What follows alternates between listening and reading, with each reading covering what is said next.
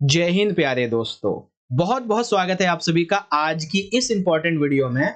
और स्पेशली आज की ये वीडियो क्लास 11th के होम साइंस यानी कि गृह विज्ञान के सब्जेक्ट के लिए एक बहुत ज्यादा इंपॉर्टेंट वीडियो होने वाली बच्चों, क्योंकि आज की इस वीडियो में हम बात करेंगे होम साइंस का आपका जो मिड टर्म का एग्जाम होने वाला है 21 सितंबर 2023 को। इसके लिए एक सैंपल क्वेश्चन पेपर के बारे में जिसे हम बहुत अच्छी तरह से सॉल्व करके इस वीडियो में समझेंगे। ठीक है, तो ये पेपर जो है जब आपका होम साइंस का मिड टर्म का ऑफिशियल एग्जाम होगा 21 तारीख को, तो उसमें आपको बहुत हेल्प करेगा बच्चों, क्योंकि पेपर में हमने जो भी क्वेश्चन लिया है जिसे आगे अभी हम समझेंगे वो मोस्ट इंपॉर्टेंट और सिलेक्टेड क्वेश्चन है बच्चों, जो आपके मिड टर्म के पेपर में पूछे जा सकते हैं। ठीक है, इवन कुछ क्वेश्चन तो आपको सेम टू सेम रिपीट होने को देखने को मिलेंगे, क्योंकि बहुत ही इंपॉर्टेंट क्वेश्चन हम आपके लिए लेके आए हैं। ठीक है, और ये जो है हमारे होम साइंस के पेपर का पेपर नंबर 1 है और पेपर नंबर 1 का भी पार्ट 1 है। ठीक है, और ऐसे ही आपके मिड टर्म के पेपर से पहले कम से कम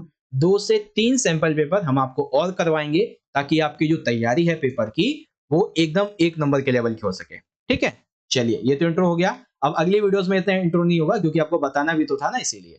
देखिए, पेपर आपका 3 घंटे का आएगा और ये 70 नंबर का आएगा, क्योंकि 30 मार्क्स का प्रैक्टिकल होता है। ठीक है, अब जैसा मैं आपको हर बार कहता हूं कि आपको अपने हर एक सब्जेक्ट के जो सामान्य निर्देश हैं ये जरूर पढ़ने चाहिए, क्योंकि इसी से ही आपको अपना पेपर का पैटर्न पता चलता है।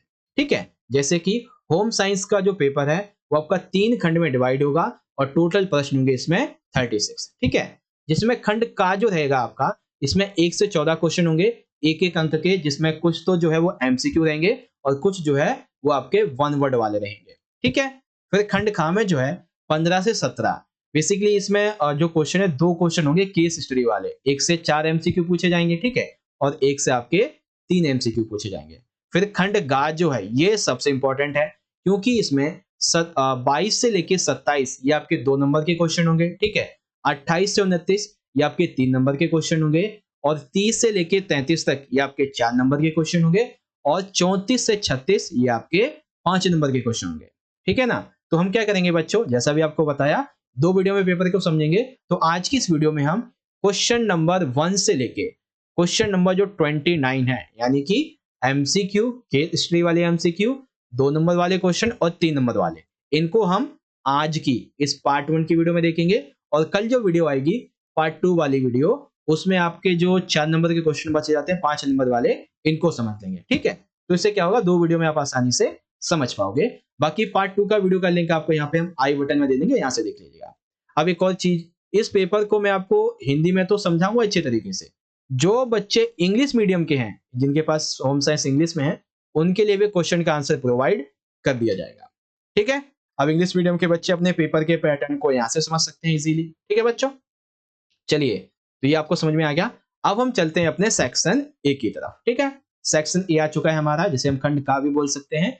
मल्टीपल चॉइस क्वेश्चन है हमारे, और इसमें कुछ जो है वास्तु, वो क्या नाम है, वास्तुनिष्ठ, जिसे हम बेसिकली वन वर्ड वाले क्वेश्चन बोलते हैं, वो भी आएंगे। ठीक है, चलिए देखिए, सबसे पहला जो हमारा क्वेश्चन है, क्वेश्चन नंबर 1, ये कहता है कि गृह विज्ञान के कितने क्षेत्र हैं। ठीक है ना, तो गृह विज्ञान के कितने क्षेत्र हैं, तो 5 हैं, 6 हैं, 3 या 4 हैं। तो कितने हैं बच्चों, टोटल इसके 5 क्षेत्र हैं। जैसे मानव विकास हो गया, भोजन पोषण हो गया, और भी 2-3 हैं, तो टोटल 5 है। ठीक है, तो ऑप्शन ए हमारा राइट हो जाएगा। उसके बाद सेकंड क्वेश्चन ये है कि मैं लंबा हूं, ये जो शब्द है ये स्वयं की किस अवस्था को दर्शाता है, कि सूर्य अवस्था को, प्रारंभिक बाल्यावस्था, वृद्धावस्था या फिर बाल्यावस्था को दर्शाता है। तो ये दर्शाता है प्रारंभिक बाल्यावस्था को। ठीक है, तो बी वाला हमारा यहाँ पे ऑप्शन राइट हो जाएगा, option number B. Third question क्या है बच्चों, कि 1 ग्राम वसा में कितनी कैलोरी ऊर्जा में प्राप्त होती है। ठीक है, एक और क्वेश्चन है कि 1 ग्राम जो प्रोटीन होता है इसमें कितनी कैलोरी होती है। तो पहले वसा के देखिए, वसा में टोटल जो है वो 9 कैलोरीज होती है 1 ग्राम में। ठीक है, लेकिन 1 ग्राम प्रोटीन में 4 कैलोरीज होती है। कितनी, 4 होती है, और वसा में 9 होती है। याद रखेंगे, प्रोटीन में 4 और वसा में 9 होती है। ठीक है, तो यहाँ पे आपका ऑप्शन सी राइट हो जाएगा।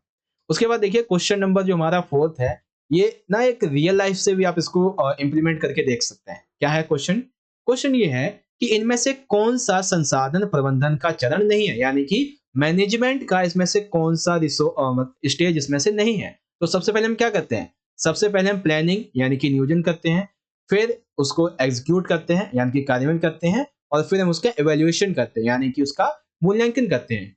तो मानव संसाधन जो है वो यहाँ पे ह्यूमन रिसोर्स ये इसमें इंक्लूड नहीं होगा। ठीक है, तो डी हमारा राइट हो जाएगा। उसके बाद क्वेश्चन नंबर 5 है बच्चों कि यह एक ऐसी प्रक्रिया है जिसमें किसी भी लक्ष्य को पूर्ण करने के लिए संसाधनों को इकट्ठा किया जाता है। ठीक है, यानी कि किसी भी टारगेट को पूरा करने के लिए इसमें रिसोर्सेज को अकॉम्प्लिश किया जाता है। तो क्या होता है उसको क्या बोलते हैं, सिंपल सी बात है, उसको हम आयोजन बोलते हैं। यानी कि वैसे यहाँ प्लानिंग तो नहीं होना चाहिए, यहाँ पे दूसरा वर्ड यूज होना चाहिए, इसे हम आयोजन बोलते हैं। ठीक है, चलिए क्वेश्चन नंबर हमारा यहाँ पे देखिए 6 है, और इसमें इस क्वेश्चन को आप अच्छी तरीके से समझ पाओगे। क्वेश्चन ये है कि इनमें से कौन सी वस्त्र रंगाई और वस्त्र की छपाई की विधि नहीं है।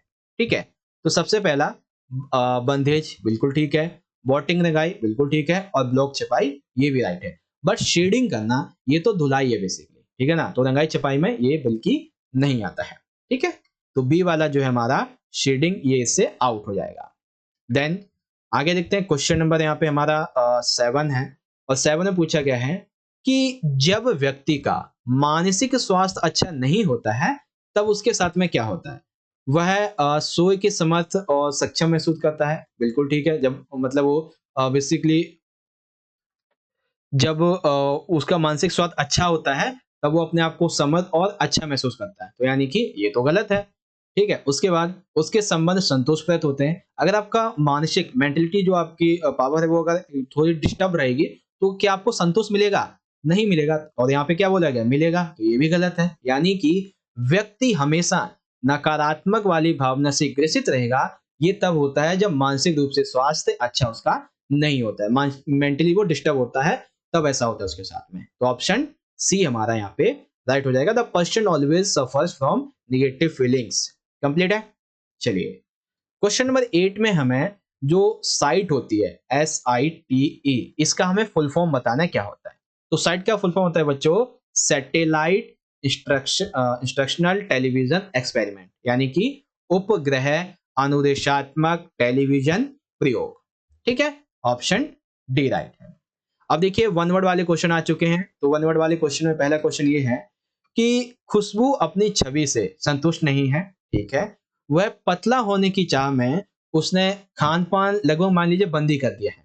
तो ये जो बीमारी होती है, ये जो समस्या है, वो कौन सी समस्या होती है जिसमें व्यक्ति पतले होने की वजह से खाना पीना बंद कर देता है। तो इसको बोलते हैं एनोरेक्सिया नर्वोसा। ठीक है, उसके बाद क्वेश्चन नंबर 10 है कि रेशे का सबसे अनिवार्य गुण क्या होता है। तो कोई भी रेशा हो किसी भी प्रकार का, सबसे इंपॉर्टेंट होता है कि वो कताई के योग्य होना चाहिए, उससे काट कर और उससे कुछ बनाए जैसे कि इस लायक वो होना चाहिए। ठीक है, 11वां क्वेश्चन, सबसे पहले विनिर्मित रेशा कब निर्मित हुआ था बच्चों। तो 1895 में निर्मित हुआ था। ठीक है, क्वेश्चन नंबर 12 देखिए क्या है, इसमें एक आपको अथवा भी दे दिया गया है। क्वेश्चन ये है कि क्रेटिनिटा यानी कि जो बौनापन होता है ये हमारे शरीर में किस पौष्टिक तत्व की कमी से होता है। ठीक है, तो वो पौष्टिक तत्व कौन सा है, आयोडीन। और आयोडीन सबसे ज्यादा किसमें होता है बच्चों, नमक में। ठीक है ना, तो नमक या फिर कह सकते कि शरीर में जब आयोडीन की कमी होती है तो बच्चे जो बौनेपन का शिकार हो जाते हैं। ठीक है, या फिर क्वेश्चन ये बनेगा कि आयोडीन की कमी से शरीर में होने वाले कोई 2 रोग बताइए। ठीक है, तो रोग हो सकता है ग्लिगार्ट हो सकता है, या फिर मानसिक मंदता हो सकता है, ये 2 रोग हैं। ठीक है, उसके बाद देखिए क्वेश्चन नंबर 13 क्या है कि रतौंधी व अंधापन के लिए इनमें से कौन सा विटामिन उत्तरदायी है। ठीक है ना, तो किस विटामिन से रतौंधी आती है या फिर अंधापन होता है। तो जब व्यक्ति के शरीर में विटामिन ए की कमी होती है तब ऐसा होता है। ठीक है, 14 क्वेश्चन, इसमें आपको एक अथवा भी देखने को मिलेगा। क्वेश्चन ये है कि किसी भी कार्य को करते वक्त उस पर निगरानी रखना क्या कहलाता है। तो सिंपल सी बात है, इसको क्या बोलते हैं, कंट्रोल बोलते हैं, यानी कि नियंत्रण बोलते हैं। ठीक है, उसके बाद किसी भी कार्य को करने के लिए उससे सीखना मानव संसाधन का कौन सा संसाधन होता है बच्चों, इसको बोलते हैं कौशल वाला संसाधन, यानी कि स्किल्स बोलते हैं इसको। ठीक है, ये कंप्लीट हो गया। आगे बात करते हैं, तो ये क्वेश्चन 14 तो ये वैसे तो आपके जो नॉर्मल MCQ थे। ठीक है, और जो आपके वन वर्ड वाले थे, ये क्वेश्चन यहाँ पे कंप्लीट हो गए। अब जो सेक्शन नंबर बी है हमारा, इसमें केस आधारित बहुविकल्पीय प्रश्न यानी कि case study based MCQ question है। ठीक है, तो इसमें से पहला केस स्टडी हमारा ये दिया हुआ है, और इसको जब आप पढ़ेंगे तो यहाँ पे बच्चों के बारे में कहा गया है कि बच्चों के उत्तम स्वास्थ्य के लिए सकल भी अपना उत्तरदायित्व निभा सकते हैं। जैसे सकल इन द सेंस की स्कूल है, ठीक है, जैसे स्कूल में टिफिन की व्यवस्था की जा सकती है, स्कूल के फाटक पर खोमचे वाले लोगों के लिए प्रतिबंध लगाकर बच्चों को कुछ संक्रामक रोगों से बचाया जा सकता है। जैसे होता है ना कि जैसे गेट खुलता है तो वहाँ पे कुछ रेडी वगैरह लगी रहती है और वो एकदम अनहाइजीनिक तरीके से सामान को बेचते हैं, तो ऐसे लोगों को प्रतिबंध लगाया जाना चाहिए। ठीक है, इसी दिशा में सरकार के द्वारा चलाई जाने वाली मध्याह्न आहार कार्यक्रम जो प्रणाली है कक्षा 8वीं तक, जो मिड डे मील की योजना है ना, उसको भी यहाँ पे कहा गया है कि उसको और बढ़ाया जाना चाहिए। ठीक है, ये चीजें हैं। ओके, अब यहाँ पे देखिए एमसीक्यू की बात करते हैं। तो जैसा अभी मैंने कुछ ही देर पहले आपको बताया था कि 1 ग्राम प्रोटीन में कितनी कैलोरीज होती हैं, तो मैंने आपको बताया था कितनी होती है बच्चों, 4 कैलोरीज होती हैं। ठीक, फिर क्वेश्चन नंबर 16 क्या है कि बच्चों के स्कूल टिफिन का डैश होना चाहिए। तो बच्चों का जो स्कूल टिफिन है वो कैसा होना चाहिए, संतुलित होना चाहिए, जिसमें कैल्शियम, विटामिन ये सभी अच्छे से मिले हुए होने चाहिए। ठीक है, क्वेश्चन नंबर 17, निम्नलिखित में से बच्चों के लिए आहार संबंधी सबसे अच्छी आदत कौन सी है? क्या उन्हें नहाकर भोजन करना चाहिए? अब छोटे बच्चे हर बार तो नहा के भोजन करेंगे ही नहीं। भोजन अधिक करना चाहिए, ये गलत है। खेलते समय खाना चाहिए, ये भी गलत है। बेसिकली जब भोजन करने के लिए जाएं छोटे बच्चे, तो भोजन करने से पहले और भोजन करने के बाद में हाथ जरूर धोने चाहिए। ठीक है ना, तो सी राइट हो जाएगा। उसके बाद पूरक आहार देने की प्रक्रिया डैश कहलाती है। तो पूरक आहार देने की प्रक्रिया क्या कहलाती है? स्तनय मोचन। क्या कहलाती है? स्तनय मोचन। ठीक है, तो ऑप्शन नंबर डी यहाँ पे राइट है। कंप्लीटली समझ गए? ये 4 आपके एमसीक्यू थे इसके स्टडी नंबर 1 से। ठीक है, देखिए अच्छी तरीके से आपको समझा रहा हूँ ताकि कोई डाउट ना रहे। इंग्लिश में केस स्टडी पहला जाता है, तो कितनी कैलोरीज होती है एक प्रोटीन में? 4 कैलोरीज होती हैं। टिफिन कैसा होना चाहिए? मॉडरेट होना चाहिए। और जो अच्छी आदत है वो कौन सी होनी चाहिए? Washing hands before and after meals. And जो पर्पस होता है गिविंग कॉम्प्लीमेंट्री फूड का, उसको बोलते हैं दिस वन। ठीक है, चलिए अब केस स्टडी नंबर 2 आ चुकी है हमारी। चलिए इसको भी पढ़ते हैं, फिर आगे इसके क्वेश्चन को भी देखेंगे। तो केस स्टडी इस तरीके से है कि आधुनिक जीवन शैली ने लोगों के स्वास्थ्य पर बहुत ही बुरा प्रभाव डाला है। हम सभी को पता है आजकल लोग कम मेहनत करते हैं और अधिक चिकना युक्त जो खाना है इसको खाते हैं। इसकी वजह से लोग अस्वस्थ हो रहे हैं। अस्पताल में सुविधाओं की कमी नहीं है, लेकिन फिर भी रहन सहन में लापरवाही के कारण जो मरीज है इनकी संख्या बढ़ती जा रही है। ठीक है, खुद को स्वस्थ रखने के लिए लोग अनेक प्रकार के घरेलू नुस्खे अपनाते हैं, या फिर किसी ने कुछ बता दिया वो अपनाते हैं और लगता नहीं है तो वो बीमार पड़ जाते हैं। लोग योग, व्यायाम, मॉर्निंग वॉक वगैरह नहीं करते हैं, बल्कि इसके बावजूद वो क्या करते हैं कि घर में पड़े रहते हैं, रील्स देखते रहते हैं, कुछ भी करेंगे, नहाया धोया ऑफिस चले गए। ठीक है ना, बस इतने से काम नहीं होता। आपको थोड़ा मेडिटेशन करना चाहिए, मॉर्निंग वॉक करना चाहिए, इवनिंग वॉक करना चाहिए मेनली। ठीक है ना, इसका मुख्य कारण क्या है कि हमारी जो दिनचर्या है वो अनियमित है। हम कभी भी उठते हैं, कभी भी नाश्ता कर लेते हैं, कभी देर रात को 2-4 बजे तक, सुबह तक जागते रहते हैं, लेट तक सोते हैं, तो हमारे पेट का हाजमा भी नहीं सही होता और फिर हमारे शरीर में बहुत सारी बीमारियां हमें घेर लेती हैं। बस ये कॉन्सेप्ट है इसका। ठीक है, अब इसको एमसीक्यू में समझिए कि जीवन शैली डैश से संबंधित है। तो जीवन शैली किससे संबंधित है बच्चों? समय से संबंधित है, क्योंकि जब आप समय के अनुसार काम करोगे तभी आपकी जीवन शैली अच्छी बनेगी। ठीक है, 20 क्वेश्चन ये है कि अच्छे कद काठी का विकास किसकी शिक्षा का प्राथमिक उद्देश्य है? तो जब हम बात करते हैं फिजिकल एजुकेशन की, तो उसमें हमारा अच्छा कद, अच्छी काठी, हमारा शारीरिक विकास होता है। तो किसकी बात होती है? फिजिकल एजुकेशन, शारीरिक शिक्षा की। ठीक है, 21, स्वास्थ्य एवं कल्याण को डैश के रूप में परिभाषित किया जा सकता है। तो स्वास्थ्य और कल्याण, इसको हम उच्चतम स्वास्थ्य के मामले में दर्शाते हैं। फिर जीवन शैली डैश का तरीका है, तो क्या है? ये जीवन शैली जीने का तरीका होती है। ठीक है, तो ये 20 एमसीक्यूज थे बच्चों, 21 एमसीक्यूज थे, जिसमें से एक आपकी चॉइस भी थी। ये हमने यहाँ पे केस स्टडी नंबर 2 से भी कंप्लीट कर लिया है। ठीक है, इंग्लिश में देखेंगे तो ये आपकी केस स्टडी नंबर 2 है, और इसके क्वेश्चन को देखेंगे तो life style is related with time. ठीक है, and the development of good stature is it primary aim of whose education? That is not body, it is physical education, ठीक है। And health and wellness is defined as highest health and the life style is the way of live, ठीक है। तो ये हमारा यहाँ पे question number 1 से लेके क्वेश्चन नंबर 21 तक के जो एमसीक्यूज थे वो हमने यहाँ पे कर लिए हैं कंप्लीट, जिसमें कुछ क्वेश्चन आपके 1 वर्ड वाले भी रहे थे। अब चलते हैं आगे की तरफ। ओके, तो अब हम बात करते हैं अपने अगले सेक्शन की, जो कि बहुत ज्यादा इंपॉर्टेंट है, सेक्शन नंबर सी यानी कि खंड नंबर का। और इसी में आपके 2, 3, 4 और 5 नंबर के जो क्वेश्चन हैं वो यहाँ पे आने वाले हैं। बहुत अच्छे अच्छे प्रश्न, ठीक है। चलिए देखिए, क्वेश्चन नंबर जो 22 है ये आपको बहुत अच्छे से समझ में आएगा। 22 क्वेश्चन ये कहता है कि गृह विज्ञान की परिभाषा दीजिए तथा इसके जो विभिन्न क्षेत्र हैं इसके बारे में बताइए, ठीक है। तो उत्तर लिखेंगे इस तरह से कि गृह विज्ञान जो है वो आम आदमी या फिर जो जिसके पास में गृह विज्ञान का सब्जेक्ट नहीं है वो क्या कहता है कि गृह विज्ञान में केवल हम खाना बनाना सीखते हैं, इसमें घर के ही काम होते हैं, बल्कि ऐसा नहीं है।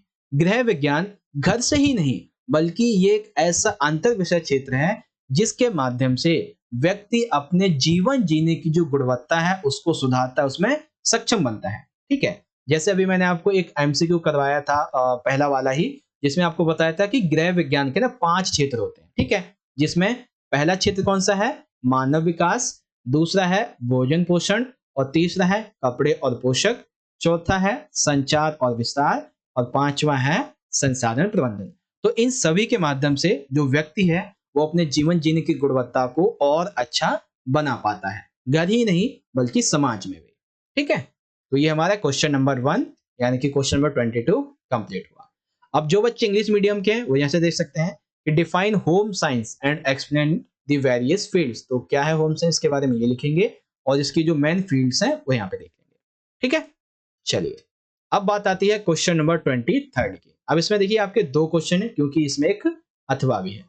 क्वेश्चन हमारा ये है कि किशोर अवस्था में मित्र मंडली का काफी दबाव होता है, स्पष्ट कीजिए। अर्थात जब बच्चे किशोर अवस्था में होते हैं तो उस समय जो उनका फ्रेंड सर्कल होता है उस फ्रेंड सर्कल का बच्चों पर निगेटिव और पॉजिटिव दोनों तरीके का इंपैक्ट पड़ता है, ये आपको बताना है। तो पहले देखिए किशोर अवस्था, वह अवधि जब बच्चे जो हैं ये मित्र के सहयोग एवं स्वीकार्यता की अधिक आवश्यकता होती है। यानी कि किशोर अवस्था में सिंपल सी बात है, जब आप 6ठी से 10वीं के बीच में होते हैं या फिर 12वीं के बीच तक में भी होते हैं, तब आपको ज्यादातर अपने मित्र जो होते हैं इनका सहयोग चाहिए होता है, ठीक है। इनसे आप बातचीत करते तो आपको अच्छा लगता है, ठीक है ना। नो डाउट ये सभी के साथ में होता है।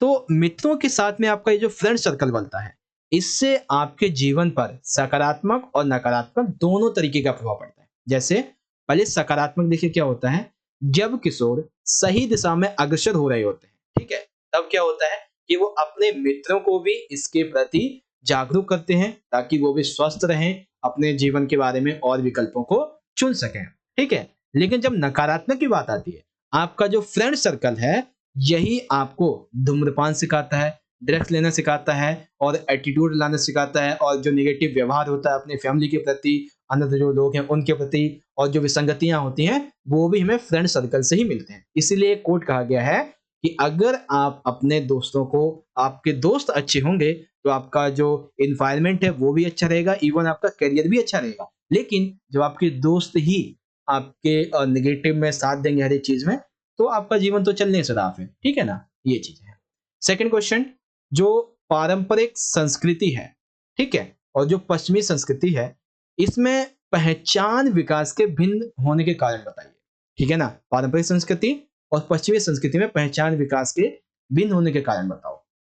आइए समझते हैं क्या है। देखिए सबसे पहले लिखेंगे कि पारंपरिक समुदाय में क्या होता है कि जो किशोर होते हैं इनमें स्वयं को स्वतंत्र, ठीक है, और आत्मनिर्भर दिखाने की प्रवृत्ति नहीं होती है। यानी कि जब हम नॉर्मली अपने सर्कल में रहते हैं तब हमारे अंदर अपने आप को स्वतंत्र या फिर आत्मनिर्भर दिखाने की कोई प्रवृत्ति नहीं होती।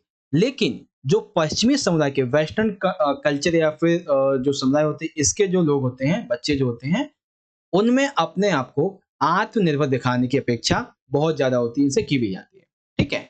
किशोर जो होते हैं ये पश्चिमी समुदाय में परिवार से अलग होकर अपना घर बसा लेते हैं। जैसे आपने यूएसए, अमेरिका वगैरह के बारे में सुना होगा कि जब वहां पे शादी हो जाती है तो उसके बाद में जो बच्चे होते हैं वो अपने माता पिता से अलग होकर रहते हैं, ठीक है। लेकिन जो भारतीय समुदाय है उसमें परिवार पर नियंत्रण होता है, ठीक है, उसमें ऐसा नहीं होता। इसीलिए यहाँ पे देखा गया है कि जो सामाजिक संबंध है, ठीक है, जो रक्त संबंध है वो ज्यादा अच्छे होते हैं विदेशों के मुकाबले, ठीक है। तो ये पहचान विकास की यहाँ पे बात रही, समझ गए अच्छे तरीके से। अब इसको इंग्लिश में देख लीजिए कि there is a lot of pressure from the friend circle in adolescence, explain, बिल्कुल ठीक है। पॉजिटिव और नेगेटिव इंपैक्ट क्या पड़ता है ये देख लीजिए। उसके बाद give reason for the difference between identity development in traditional culture and western culture. तो जो वेस्टर्न कल्चर है और ट्रेडिशनल कल्चर में क्या डिफरेंस है यहाँ से आप देख सकते हैं, ठीक है। चलिए क्वेश्चन नंबर 24 की बात करते हैं। इसमें भी हमारे सामने दो क्वेश्चन आ चुके हैं, जिसमें से हमारा जो पहला क्वेश्चन है 24 का, ये भी आप रियल लाइफ से भी जोड़ के देख पाओगे कि स्नैकिंग यानी कि स्वल्पाहार और जो फास्ट फूड है इन दोनों में क्या डिफरेंस है, ठीक है। चलिए समझते हैं क्या डिफरेंस है। तो सबसे पहले बात करेंगे स्नैकिंग की, फिर फास्ट फूड की। देखिए स्नैकिंग यानी कि स्वल्पाहार, इसमें क्या होता है, यह किशोरों में ऊर्जा स्तर बनाए रखने के लिए सहायता करता है। बेसिकली कई किशोर जो है वो 3 बार नियमित भोजन नहीं कर पाते हैं, इसीलिए अनिवार्य पोषक तत्वों को पर्याप्त लेने के लिए लाभकारी से माना जाता है, जैसे पोहा वगैरह या फिर सैंडविच वगैरह, ठीक है। क्योंकि देखो कई बार क्या होता है, जैसे आप स्कूल के लिए कभी लेट हो रहे हो, ठीक है, या फिर एग्जाम का टाइम चल रहा है या फिर कोई जॉब कर रहा है, तो वो टाइम पे खाना नहीं खा पाता है, इसीलिए आप उस टाइम जो है कुछ अच्छे स्नैक वगैरह खा सकते हैं जो कि आपके भोजन की प्रोटीन को, वसा को, जो भी चाहिए उसको पूरा कर देता है, ठीक है। लेकिन अब आप कहोगे कि सर इसमें तो फास्ट फूड ऐड हो गया। नहीं, फास्ट फूड एक अलग चीज होती है। किशोरों में सुविधाजनक खाद्य पदार्थ लेने की अधिक प्रवृत्ति होती है, यानी कि हमें जो चीज बहुत अच्छी दिख रही है, ठीक है ना, और आसानी से मिल जा रही है, हम उसको खाना पसंद करते हैं, ठीक है। और आजकल उनके लिए फैशन भी है। जैसे वर्तमान में क्या है, बर्गर, समोसा, पिज्जा, चाउमीन, आजकल हम ये लोग ये ज्यादा खा रहे हैं। इसमें क्या है, इसमें वसा और कैलोरी बहुत ज्यादा पाई जाती है, लेकिन जब आपका शरीर उसको पचा नहीं पाता तो आप जो है बीमार पड़ जाते हैं, आपके शरीर में बहुत सारी बीमारियां पैदा हो जाती हैं। तो ये डिफरेंस होता है स्नैकिंग में और फास्ट फूड में। स्नैकिंग इन द सेंस क्या मतलब है कि आपकी नियमित तौर पर आप जो भोजन करते हैं उसको ना कर पाने की जगह इसको खाते हैं, जिससे आपका शरीर स्वस्थ रहता है। लेकिन फास्ट फूड जब आप खाते हैं तो इससे आपके शरीर को बीमारियां घेरती हैं, ठीक है। तो ये कॉन्सेप्ट है बच्चों स्नैकिंग का और स्वल्पाहार मतलब कि फास्ट फूड का, दोनों चीज समझ गए। अब दूसरा इसमें क्वेश्चन क्या है कि किशोर अवस्था के कोई 2 आहार संबंधी परिवर्तनों का उल्लेख कीजिए, ठीक है। तो 2 आहार संबंधी परिवर्तन कौन कौन से होते हैं आइए समझिए। देखिए कई बार क्या होता है कि हम कुछ पढ़ रहे होते हैं या फिर कहीं से बाहर से आते हैं और हमें भूख लगती है, तो हम सोचते हैं कि हमें ना कुछ टीवी वगैरह देखने को मिल जाए, आसानी से बैठ के हम खाना खाएंगे। तो जो हम टीवी देखने के समय खाना खाते हैं, हमें इसको कम करना होगा, क्योंकि जब हम टीवी देख रहे होते हैं तो हमें पता भी नहीं चलता। जहां नॉर्मली हम 10 से लेके 15 या फिर मान लीजिए मिनिमम या मैक्सिमम 20 मिनट तक खाना खाते हैं, टीवी देखते देखते कब वो 1 घंटा हो जाता है हमें पता भी नहीं चलता है, ठीक है। और फिर हम देख कुछ और रहे हैं, खा कैसे भी रहे हैं, तो इससे गलत ढंग से खाने का जो तरीका है हमारा वो भी विकसित हो जाता है, जो हमारे शरीर के लिए अच्छा नहीं है। दूसरा है खान-पान संबंधित स्वास्थ्य आदतें। क्योंकि देखो जो किशोर लोग बच्चे होते हैं, किशोर जो होते हैं, इनको दिन में कम से कम 3 बार भोजन करना चाहिए, ठीक है? और पोषक तत्वों से भरपूर जो नाश्ता है, ये लेना चाहिए। फिर आता है पानी पीने की बात। बच्चों को 1 दिन में कम से कम 8 से 10 गिलास पानी पीना चाहिए, ठीक है? और ये कोला नहीं बेसिकली, ठीक है? केला और अन्य सेब वगैरह हो गए, अनार, इन सभी का जो जूस है, वो बार-बार ना लें, क्योंकि इसमें बहुत ज़्यादा ऊर्जा होती है। हाँ, 1 दिन में आप 1 या 2 बार ले लीजिए, ऐसा नहीं है कि आप तीनों टाइम जूस ही जूस पिए जा रहे हो। नहीं, इसमें ऊर्जा बहुत हो जाती है, इससे आपके शरीर पे ना कुछ रैशेज़ वगैरह निकल सकते हैं, ठीक है ना? तो ज़्यादा नहीं, एकदम मीडियम मात्रा में लेना चाहिए, ठीक है ना? तो ये है किशोरों के स्वास्थ्य संबंधी आहार में परिवर्तन। टीवी देखने के टाइम को कम कर दो, अच्छे टाइम पे खाना खाओ और पानी पीते रहो अच्छे से, ठीक है ना? ये चीज़ है। तो कंप्लीट हो गया आपका ये वाला कॉन्सेप्ट जो कि 24 क्वेश्चन था हमारा। अब इसको इंग्लिश में देख लीजिए कि explain the difference between snacking and fast food. तो स्नैकिंग क्या होती है और फास्ट फूड क्या होते हैं वो आप यहाँ से देख सकते हैं। फिर mention any two dietary changes of adolescence. तो क्या-क्या आप 3 चेंजेस करेंगे? मैंने मतलब 3 आपको बता दिए, 2 करने थे आपको, ठीक है? चलिए अब यहाँ पे आता है हमारा अगला क्वेश्चन, क्वेश्चन नंबर 25। ध्यान से समझिए। क्वेश्चन ये है कि किसी भी संसाधन प्रबंधन प्रक्रिया में मूल्यांकन करने का क्या महत्व होता है। यानी कि जब भी आप किसी चीज का बेसिकली मैनेजमेंट कर रहे हो, ठीक है ना, तो इस मैनेजमेंट प्रोसेस में जो इवैल्यूएशन है, मूल्यांकन है, ये क्यों इंपॉर्टेंट है, आइए समझिए। देखिए, मूल्यांकन जो है वो किसी भी संसाधन प्रक्रिया का सबसे अंतिम और महत्वपूर्ण चरण होता है। ठीक है, मूल्यांकन में अंतिम परिणाम व वांछित परिणाम में तुलना की जाती है और सभी सीमाओं और विशेषताओं को नोट किया जाता है ताकि प्रभावी ढंग से भविष्य में उनका उपयोग किया जा सके और अपने लक्ष्य को सही प्रकार से प्राप्त किया जा सके। ठीक है, एग्जाम्पल के लिए मैं आपको एग्जाम्पल देता हूं। मान लीजिए कि आप जो है अपने होम साइंस के पेपर की तैयारी कर रहे हैं। ठीक है, तो आपने क्या किया, एक शेड्यूल बना लिया अपने दिन का कि आज मैं कम से कम इन 5 चैप्टर को कंप्लीट करूंगा। ठीक है, 5 चैप्टर से इतने एमसीक्यू टाइप में जो क्वेश्चन है वो कंप्लीट करूंगा, इतने 2 नंबर के 3 नंबर के क्वेश्चन कंप्लीट करूंगा। ठीक है, अब जब दिन का आखिरी समय हो रहा होगा, नाइट का टाइम होगा, तो आप उसका इवैल्यूएशन करेंगे। ठीक है, कि जो मैंने पहले तैयार किया था, जिस लेवल पे मैं जाना चाहता था, क्या हम वहां तक पहुंचे हैं? अगर कम हुआ है तो उसकी क्या कमियां थी, अगली बार हम कमी को नहीं करेंगे। अगर हम ज्यादा पहुंचे हैं तो उसको और अच्छा कैसे बनाया जा सकता है, वो सभी करेंगे। ठीक है, मूल्यांकन से ही हमारे कंपनियों को ना दोहराने के लिए बहुत बहुत महत्वपूर्ण प्रक्रिया मिल जाती है कि जो गलती हमने किया वो दोबारा नहीं करेंगे। इसीलिए इसको लक्ष्य को प्राप्त करने का सबसे अहम चरण माना जाता है। ठीक है, तो किसी भी संसाधन प्रबंधन में जो मूल्यांकन है उसकी ये इंपॉर्टेंस होती है। समझ गए? अब इसको इंग्लिश में देखेंगे कि what is the importance of evaluation in any resources management process. That is one complete है। चलिए, अब क्वेश्चन नंबर 26, ये तो एक लाइन का क्वेश्चन है बेसिकली। ठीक है, क्वेश्चन ये है कि सूत और धागे में अंतर स्पष्ट कीजिए। ठीक है, तो सूत और धागे में क्या अंतर है भाई? देखिए, सूत और धागा वैसे तो एक ही जैसे होते हैं। सूत जो शब्द है ये अक्सर कपड़े के विनिर्माण में उपयोग किया जाता है, यानी कि कपड़े को जब मशीन के द्वारा बनाया जाता है या फिर हथकरघा जो उद्योग होते हैं उनके द्वारा बनाया जाता है तब बनता है। जबकि धागा वह उत्पाद है जिसे कपड़ों को जोड़ने के लिए उपयोग किया जाता है। ठीक है, सूत से कपड़ा भी बनाया जा सकता है, कपड़े में उपयोग किया जा सकता है, लेकिन धागे की बात आती है उसको कपड़े के जोड़ने के लिए उपयोग किया जाता है। ठीक है, जैसे आपने देखा होगा कि आपके जो कपड़े वगैरह कभी फट जाते हैं तो हमारी माताएं जो होती हैं वो उसको जिस धागे से जोड़ती हैं, रील से, उसी को हम धागा बोलते हैं, और जो से कपड़ा बना हुआ होता है उसको सूत बोल देते हैं। सिंपल है। ठीक है, तो देख लेंगे, आपका ये क्वेश्चन का आंसर यहाँ पे हो जाएगा। चलिए, अब यहाँ पे 2 नंबर का एक और क्वेश्चन है हमारा 27। क्वेश्चन ये है कि अंतरा संस्था संचार तथा अंतः संस्था संचार, इनमें अंतर स्पष्ट कीजिए। ठीक है, ध्यान से समझिएगा। अंतरा संस्था संचार या फिर कह सकते हैं संस्था का संचार, ये क्या होता है? ये एक ही संस्था के लोगों के मध्य संबंधों का निर्वाह करने की दृष्टि से होता है। यानी कि किसी भी एक ही एनजीओ, किसी एक ही ग्रुप, किसी एक ही संस्था, एक ही समूह के बीच में जब संचार होता है तो उसको हम अंतरा संस्था संचार बोलते हैं। लेकिन अंतः की बात आती है तब इसमें क्या होता है? किसी एक संस्था के द्वारा दूसरी संस्था के लोगों से अपेक्षित उद्देश्य की पूर्ति के लिए जब संचार स्थापित किया जाता है उसको अंतः संस्था संचार बोलते हैं। किसी एक संस्था के द्वारा दूसरे संस्था से, किसी एक समूह के द्वारा दूसरे समूह से, एक स्थान के लोगों के द्वारा दूसरे स्थान के लोगों से जब संचार किया जाता है उसको अंतः संचार संस्था बोलते हैं। ठीक है ना? तो ये कंप्लीट इंफॉर्मेशन थी आपकी इसके बारे में। अब इस क्वेश्चन को आप इंग्लिश में देख सकते हैं, तो ये आपका यहाँ पे कंप्लीट हो जाएगा। ठीक है बच्चों, आई होप आप समझ चुके होंगे। चलिए, अब यहाँ पे हमारे जो क्वेश्चन है वो आएंगे 3 नंबर वाले। ठीक है, क्वेश्चन नंबर 28, 29 3 नंबर वाले थे ना।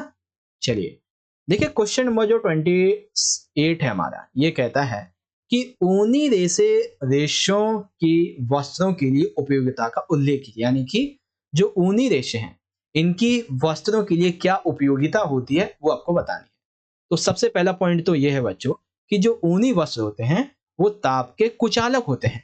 ठीक है, इसीलिए इन्हें सर्दियों में पहना जाता है। यानी कि ये हमारे शरीर में, ठीक है, जैसे सर्दी होती है तब हम ऊनी वस्त्र पहनते हैं तो क्या होता है, ये हमारे शरीर में गर्मी को पैदा करते हैं। ठीक है, और बाहर से जो ठंड होती है उसको रोकते हैं अंदर तक जाने के लिए, इसीलिए ताप के कुचालक हैं। ठीक है, दूसरा ये है कि कभी भी ऊनी वस्त्रों में सिलवटें नहीं पड़ती होंगी। इसीलिए आपने देखा होगा कि आपके जो दादा या फिर आपके पिताजी जो कभी कभार स्वेटर पहनते हैं वो उनके कई सालों से 20, 30, 40, 50 सालों तक वो चलते रहते हैं। हालांकि मैले जरूर दिखते होंगे लेकिन सिलवट ऊनी वस्त्रों में कभी नहीं पड़ती। ठीक है। तीसरा पॉइंट, इन्हें कम धोने व इस्त्री करने की आवश्यकता होती है। ठीक है, ये बहुत इंपॉर्टेंट है कि जो ऊनी रेशे वाले वस्त्र होते हैं कभी भी इन्हें ज्यादा नहीं धोना चाहिए, ठीक है ना, और इस्त्री बेंच पे नहीं करनी चाहिए क्योंकि उससे उसकी चमक भी चली जाती है और भी बहुत सारी दिक्कतें होती है। ठीक है। चौथा पॉइंट, ऊनी वस्त्रों को विशेष परिसज्जा द्वारा सिकुड़न विरोधी बनाया जा सकता है, यानी कि जब उनको बनाया जाता है तो उसमें कुछ कुछ और चीजें ऐड करके उसको सिकुड़ने लायक ना हो ऐसा बनाया जा सकता है। ठीक है। पांचवा, विशेष परिष्कृत कर देने में इनमें कीड़ा लगने का डर नहीं रहता, जिससे इनको रख रखाव आसान हो जाता है। जैसे कई बार होता है गांव में जो लकड़ी की अलमारी होती है, ठीक है, या फिर नॉर्मली वहां पे कीड़े वगैरह पहुंच जाते हैं, तो ऊनी वस्तुओं के साथ में कभी कभार नीम की पत्तियां, ठीक है, या फिर कुछ और जो दवाई वगैरह होती है कीड़े मारने वाली, वो रख दोगे ना तो कभी कीड़े वगैरह नहीं लगेंगे। या फिर इसी जो कपड़ा होता है रेशम का, ठीक है, ऊनी रेशे का जो कपड़ा होता है उसी में कुछ और मिला दिया जाता है जिससे कि कभी कीड़ा उसमें लगेगा ही नहीं। ठीक है, कहीं पे भी रख दो उसको। तो ऊनी रेशे के वस्त्रों के लिए ये कुछ उपयोगिता रही। ठीक है, आई होप आप समझ गए होंगे। अब इसको इंग्लिश में देख लीजिए आप सभी। इंग्लिश में क्वेश्चन ऐसे रहेगा कि mention the usefulness of woollen fibres for textiles. तो क्या है इसके बारे में आप यहाँ से पढ़ सकते हैं। अब आगे आता है हमारा इस वीडियो का सबसे आखिरी क्वेश्चन, जो कि क्वेश्चन नंबर 29। अब इसमें ना दो क्वेश्चन है आपके। ठीक है, पहला क्वेश्चन हमारा ये है कि पोषण से उत्पादकता, आय और जीवन शैली की जो गुणवत्ता होती है ये प्रभावित होती है। यानी कि हम जो खाते हैं इससे हमारे उत्पादन में, हमारे आय में और हमारी जीवन शैली में बेसिकली इससे इम्पैक्ट पड़ता है। तो आपको बताना है कि कैसे। तो आइए इस क्वेश्चन के आंसर को समझते हैं।